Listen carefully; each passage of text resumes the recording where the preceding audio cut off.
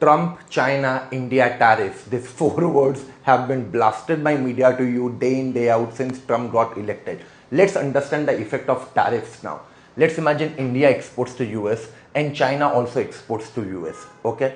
Now China generally would manufacture, let's say, something for 3 yuan, Chinese currency. They want to sell it for 7 yuan.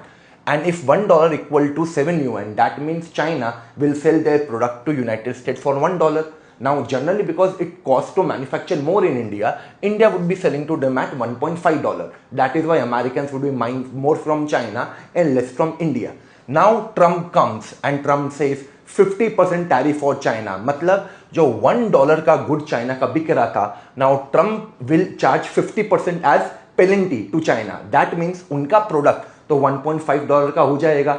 And this additional money the consumers will have to pay because they are buying the product, and consumers will get irritated. Why should I pay more for the same quantity and same quality of good? They would want total outflow from their pocket to be around $1 only, the same they were paying earlier. So what would China do now?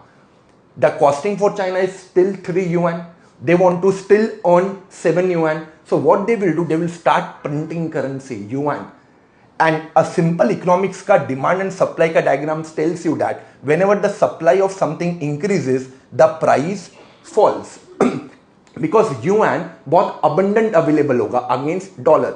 तो अगर आज मैं $1 लेके एक दुकान पे जा रहा हूँ, बोलो भैया yuan देना, वो पहले 7 yuan दे रहा था, अब yuan सस्ता हो गया, मतलब मेरे को 10-11 yuan दे देगा.